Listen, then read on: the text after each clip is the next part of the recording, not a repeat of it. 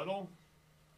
Okay, okay. As your opinions about economic things, I think uh, you, you, euthanasia can save more money, but in the future it's not just like eh, we can have we can make it economic by another way. Like you can have donations by get the money from another people, but in the future it's gonna be euthanasia gonna be like the cultures of death that like when anyone gets sick, you have to be killed by the doctors. That is not unfair for he didn't have chance to to he even have chance to fight for his life. So it's gonna be like uh, they're gonna get like the pressures for the society to force him to be killed by the doctors. Um, so our last argument against euthanasia is it will become non-voluntary by in a few years.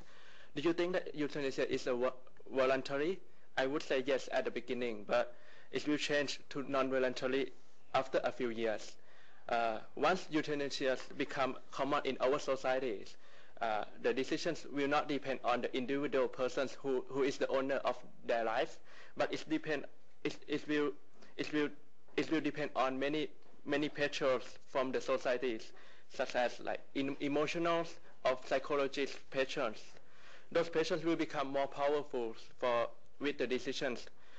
I will give you a real stories that happened in the country which allowed to have euthanasia.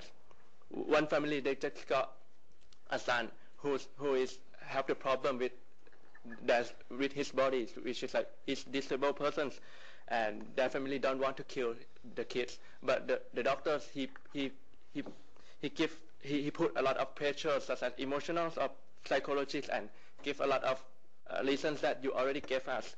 So finally the baby was killed. Is it sad story? Yes, it is. This is just a study case that happened in the country which allowed to have euthanasia just only 10 years ago.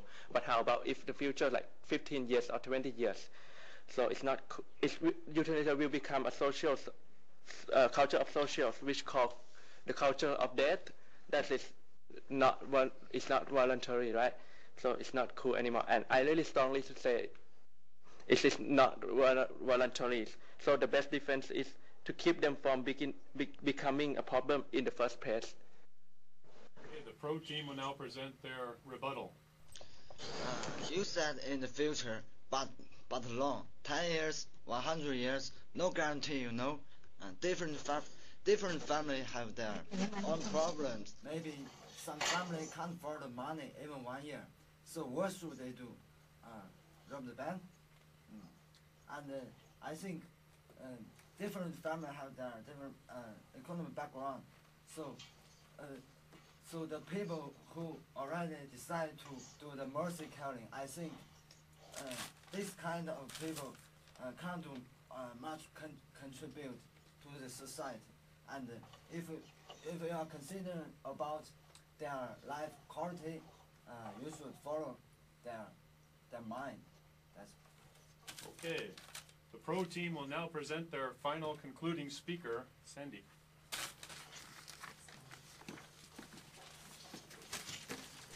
In conclusion, even though your team have many arguments to oppose euthanasia, but our team is strongly believe that euthanasia or mercy killing is a good thing to do. However, it should be carried out under the previous condition. The patient have to suffer with the terminally ill disease, with the chance of recovery is almost 0%.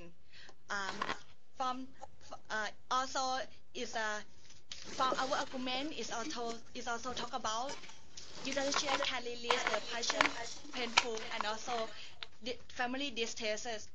It also is about the life of patient to decide to live or die. It's their life, not our life. So we should to respect their decision.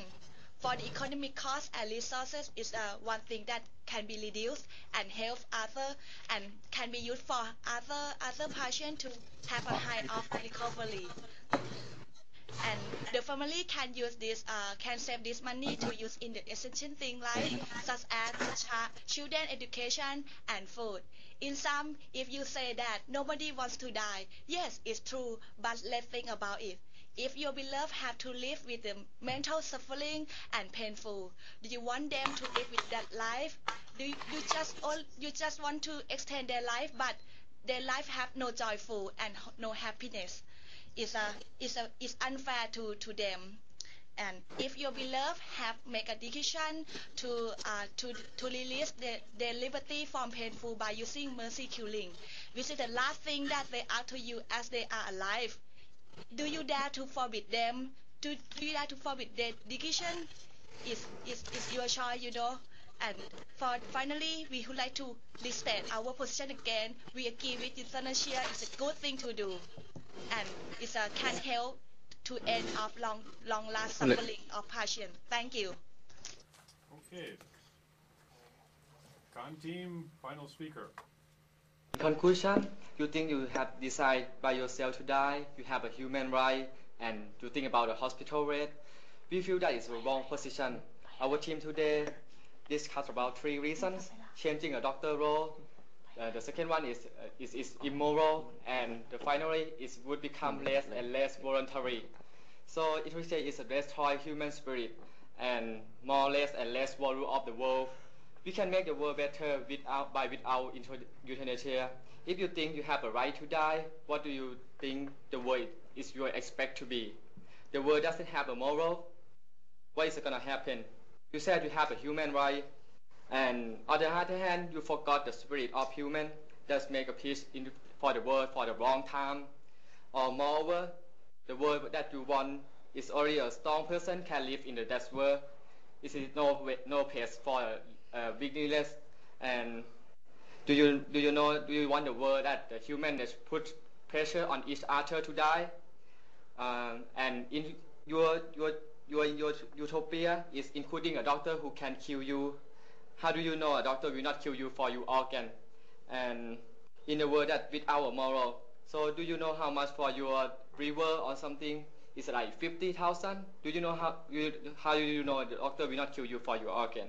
Finally, I want your guy to think, follow me.